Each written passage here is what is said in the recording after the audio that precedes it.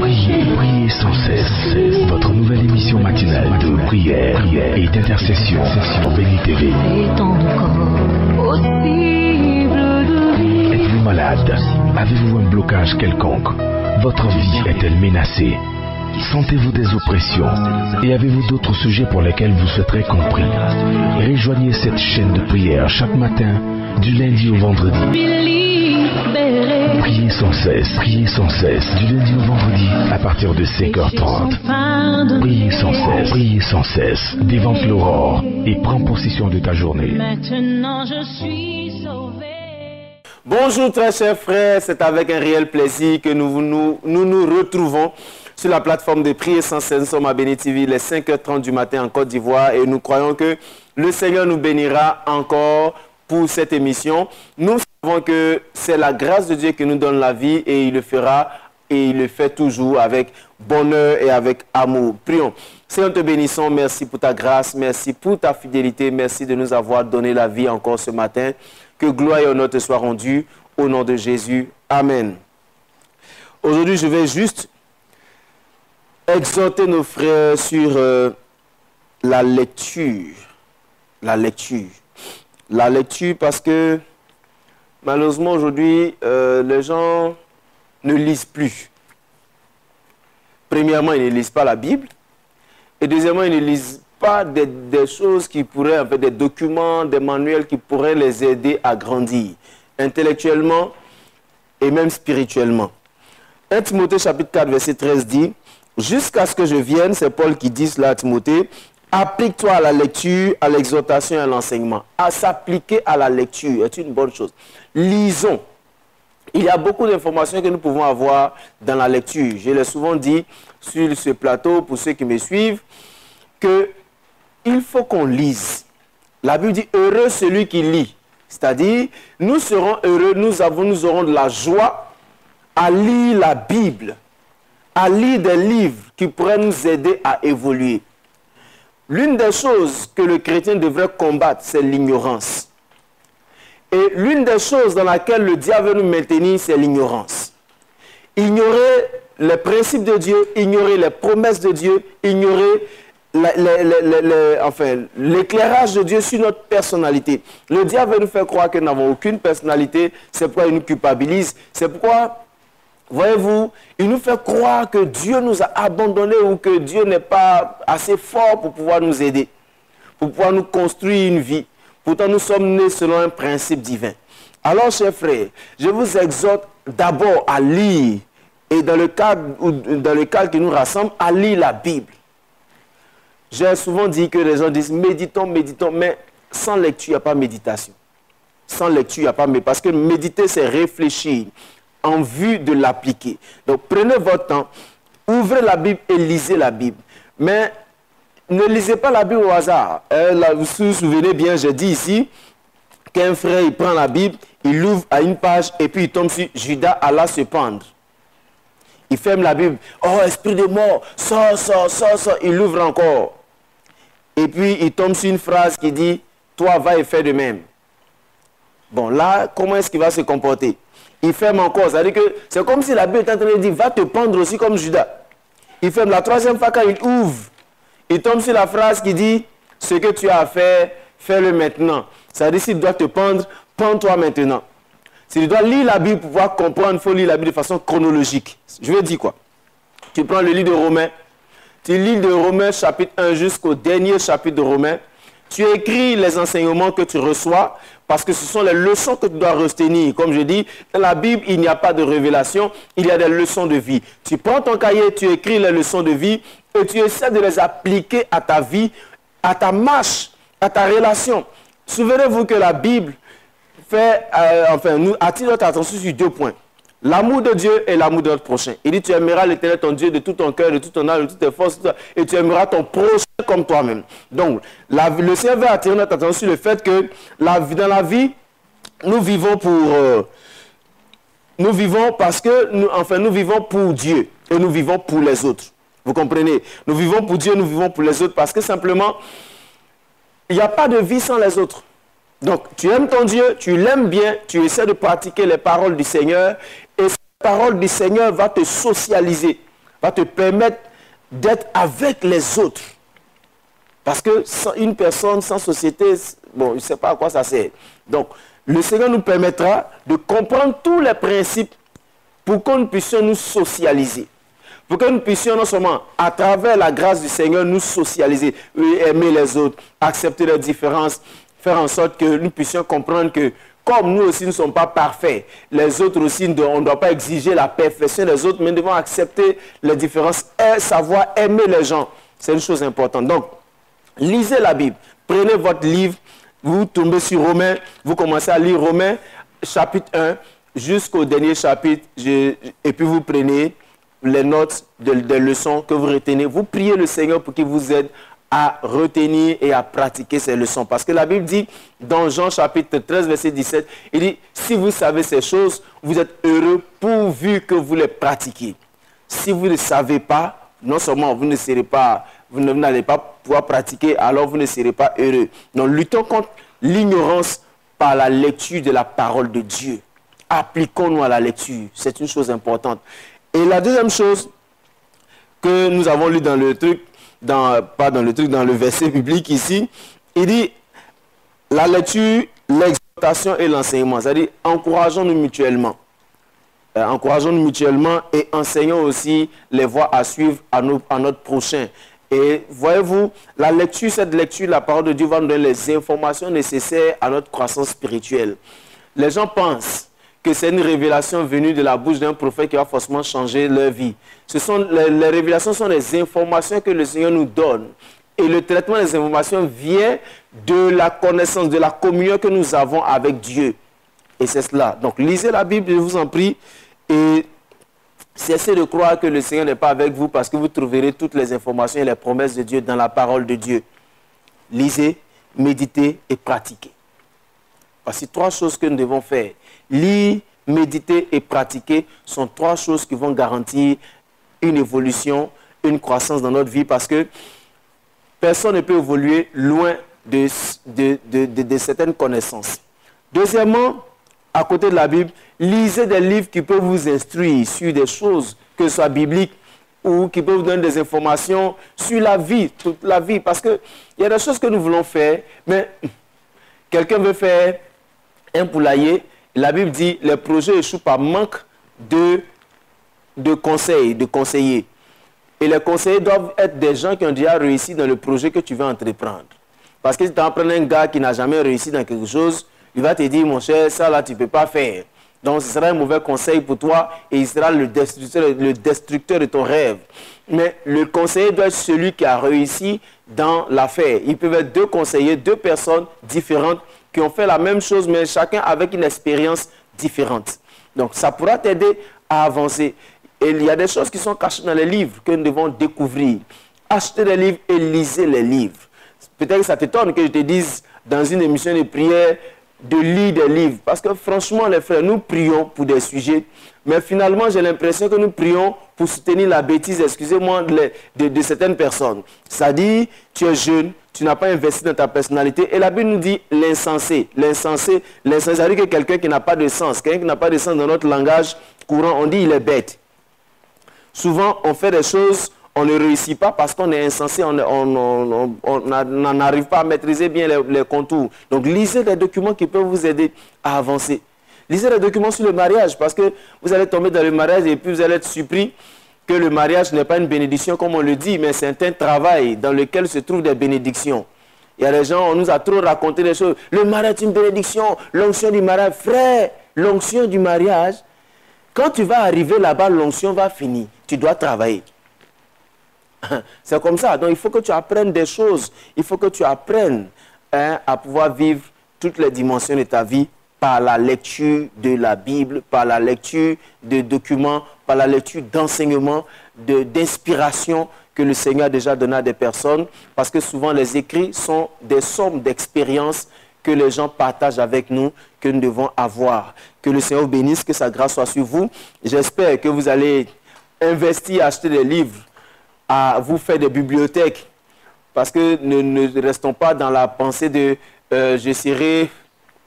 je vais acheter un grand téléphone et comme ça, il y aura tous mes documents dedans. On sait tous que quand tu prends ton téléphone, la première chose qui t'intéresse, c'est WhatsApp, c'est Facebook, c'est Messenger, et c'est tout ça qui nous détourne de la concentration. Alors nous allons donc aujourd'hui, j'ai envie qu'on se maintienne un peu, qu'on dise, Seigneur, donne-moi la capacité de lire, parce que les gens n'aiment pas lire. Et je l'ai dit la dernière fois que il y a des gens, il y a une injure qui nous a été faite par un Allemand. Il dit, si vous voulez cacher un trésor à un noir, mettez-le dans un livre. C'est-à-dire que nous n'aimons pas lire du tout. Et comme nous n'aimons pas lire, les trésors sont dans les livres et nous les perdons, nous ne pouvons pas les avoir parce que nous ne lisons pas. Lisons des livres, lisons des documents, lisons la Bible, parce que vous connaîtrez la vérité et la vérité vous rendra libre. Cette vérité-là nous permettra de pouvoir grandir, acquérir des trésors. Tu vas prier le Seigneur. Tu vas dire à Dieu, Seigneur, donne-moi la capacité de lire. Et même si tu veux prier pour que le Seigneur donne aussi la capacité d'acheter des livres. Parce que mieux vaut acheter un livre pour s'instruire que de manger. Alors prie le Seigneur. Seigneur, nous te bénissons, nous te rendons grâce parce que tu nous donnes la capacité de lire. Seigneur, d'investir dans notre personnalité parce que la première ressource de notre réussite, c'est l'investissement dans notre personnalité, l'investissement intellectuel et spirituel. Nous prions, Seigneur, que tu nous conduises, que ta grâce soit sur notre vie, que ta bénédiction nous comble, Père. Nous voulons que, Seigneur, tu nous donnes la capacité de lire, la capacité aussi d'acheter des livres et pour les lire, Seigneur. Nous prions que ta grâce soit sur notre vie. Nous prions que ta grâce soit sur notre vie. Merci parce que tu nous donnes la capacité de lire, Seigneur. Nous voulons lire la Bible. Ouvre notre esprit pour que nous sortons de l'ignorance. Paul prie pour ses enfants et dit que le Seigneur illumine les yeux de votre cœur. Illumine les yeux de notre cœur. Donne-nous ta grâce. Bénis-nous, Seigneur. Donne-nous ta grâce. Permets que les yeux de nos cœurs s'ouvrent. Permets que les yeux de nos cœurs s'ouvrent. Que le comprendre les choses parce que nous voulons connaître la vérité qui libère, la vérité qui rend libre, la vérité qui brise le joug, la vérité qui nous introduit dans les trésors divins. Merci parce que tu le fais au nom puissant de Jésus. Amen. Nous sommes bénis au nom de Jésus. Tu vas prier le Seigneur. Que le Seigneur te conduise. Il y a quelque chose que tu veux faire, mais tu ne sais pas comment t'orienter. Que le Seigneur illumine les yeux de ton cœur, qui te conduise, qui te montre la voie. Prions. Seigneur, merci parce que tu conduis tes enfants sur la voie à suivre, sur le chemin à prendre, à emprunter. Je prie, Seigneur, que tu étendes ta main. Conduis tes enfants. Conduis-les à bon port. Permets à tes enfants d'arriver au bon moment, dans le bon endroit, Seigneur. Je prie que tu prennes tes enfants, que tu les emmènes selon leur capacité à, Seigneur, bénéficier des trésors que tu leur réserves. Merci parce que je sais que tu le fais au nom de Jésus. Amen. Nous allons prier pour les malades. Seigneur, merci pour tous ceux qui sont malades. Tu as dit, rendez grâce à Dieu en toutes choses. Seigneur, ils sont malades. Et certaines maladies viennent pour révéler ta gloire. Nous prions ce matin que toute forme de maladie dans le corps de tes enfants quitte leur vie au nom de Jésus. Je prie, Seigneur, que maladie, quel que soit son nom, libère la vie de tes enfants. Au nom puissant de Jésus, je déclare que le vie et que la grâce de Dieu vienne pour briser. Au nom puissant de Jésus, étends ta main, Seigneur. Libère tes enfants, notre Dieu. Libère-les, Seigneur. Que toute forme de ténèbres qui veut se manifester dans leur vie, toute puissance, toute oppression démoniaque, quitte leur vie au nom de Jésus-Christ.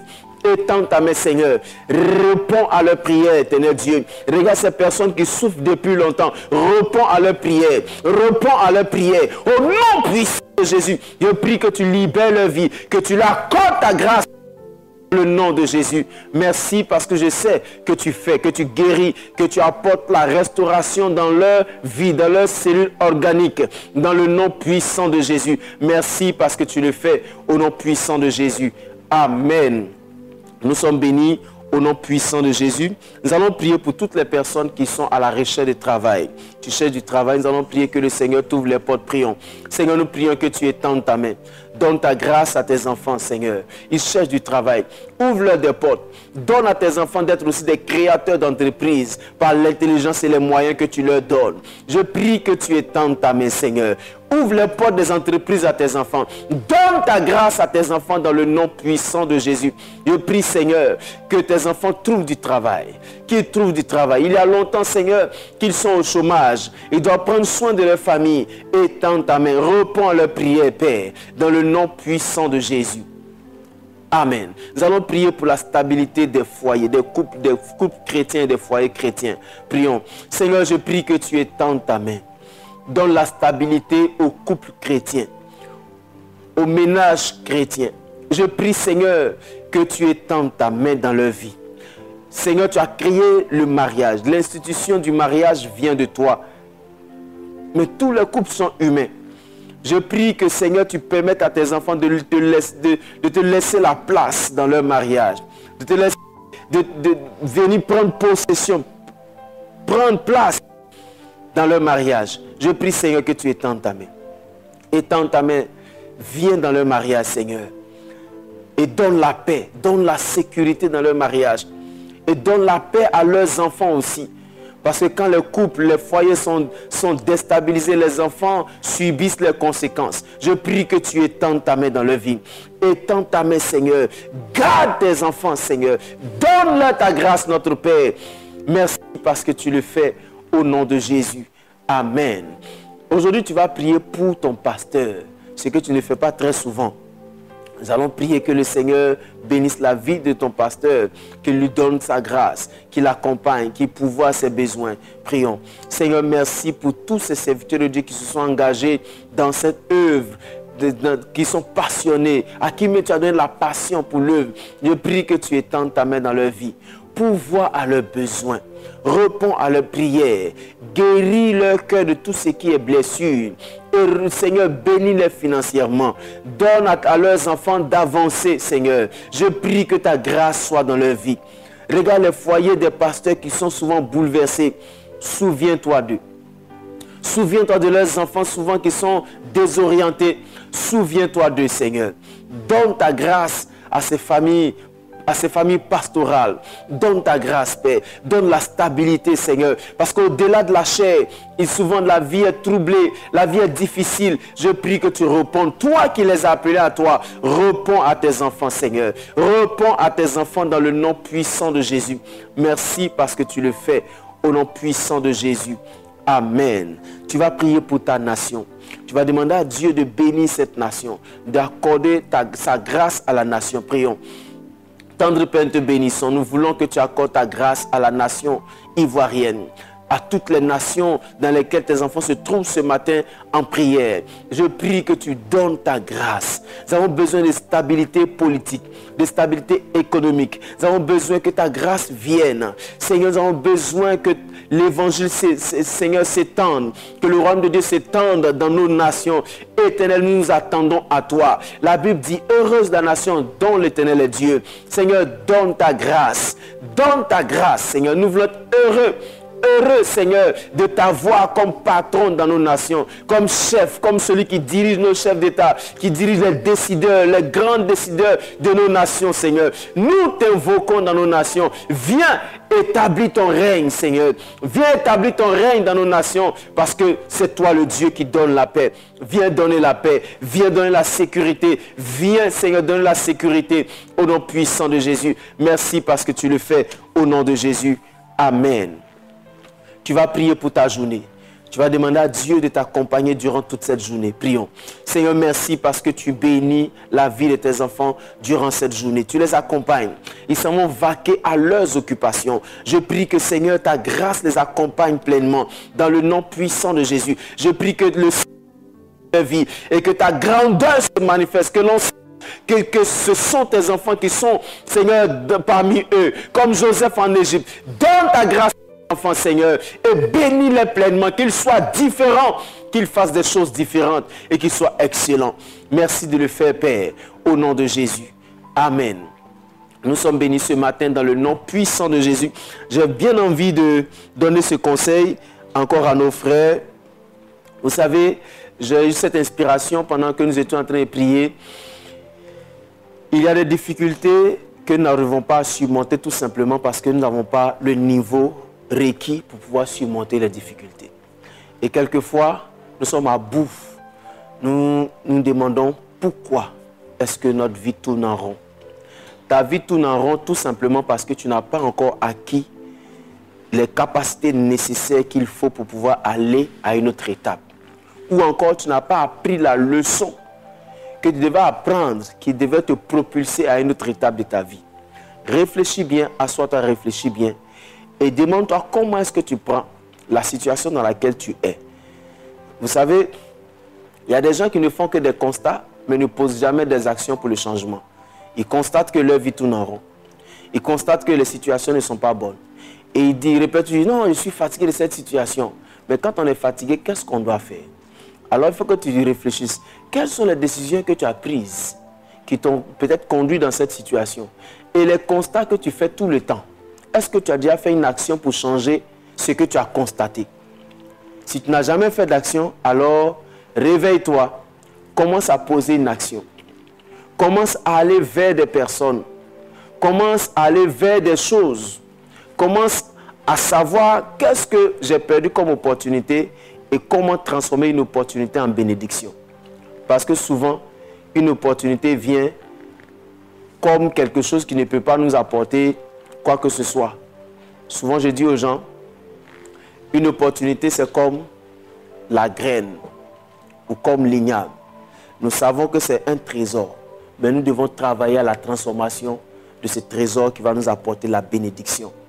Il y a des gens qui restent stoïques devant ces choses et disent, qu'est-ce que ça peut me donner? Mais tant que tu te poseras la question de savoir qu'est-ce que ça peut te donner, ça ne te donnera rien. Mais quand tu vas chercher maintenant à savoir comment travailler à transformer ce que tu vois en bénédiction, alors tu seras béni. Tout n'est pas que prière, chers frères. Il y a aussi l'intelligence. C'est pourquoi la Bible nous dit, au-delà de tout ce que tu as, acquiert la sagesse et l'intelligence. Nous allons donc prier. Tu vas dire à Dieu, Seigneur, donne-moi la sagesse et l'intelligence. Il dit, si vous en avez besoin, demandez au Père. Vous avez besoin de sagesse, demandez pour que le Seigneur vous donne. Alors tu vas demander la sagesse à Dieu ce matin. Prions ensemble. Seigneur, nous voulons que tu donnes la sagesse à tes enfants que nous sommes. Nous en avons besoin pour aller à une autre étape de notre vie. À savoir transformer, non seulement reconnaître les opportunités et savoir les transformer pour notre bénédiction. Merci parce que je sais que tu le fais. Tu bénis tes enfants, tu les accompagnes, tu leur donnes ta grâce, Père. Ils ne vont pas rester là juste à constater des faits. Ils vont poser des actions pour changer, pour transformer, pour atteindre des objectifs. Merci parce que tu le fais au nom puissant de Jésus. Amen. Et encore, j'ai envie de vous dire, dans les petites minutes qui nous restent, que c'est vrai, on a prié pour que tu sois riche. On a prié pour que des choses viennent dans les églises. On a prophétisé des bénédictions. Mais sache-le bien, si tu ne fais rien comme action, tu ne seras pas prospère. Parce que la Bible dit dans Proverbe, un peu croiser les mains et un peu dormir, et la pauvreté te surprendra comme un rôdeur. En réalité, ça veut dire que la pauvreté est une entité qui se promène pour savoir qui dort, pour s'emparer de lui. Si tu es pauvre, c'est parce que peut-être que intellectuellement tu dors, spirituellement tu dors, socialement aussi tu dors, parce qu'il y a des gens, ils se croient tellement bons qu'ils se désocialisent, ils s'isolent et puis ils parlent à personne, ou bien peut-être même qu'ils diabolisent tout. Je prie que le Seigneur te conduise dans sa voie, qu'il te montre la voie à suivre et qu'il te fait faire les choses qu'il faut pour ton épanouissement personnel. Nous prions. Seigneur, merci pour tes enfants dans cette journée. Je sais que tu les accompagnes, tu les bénis, tu leur donnes ta grâce, tu leur permets, Seigneur, d'atteindre les objectifs que tu t'es fixés pour leur vie.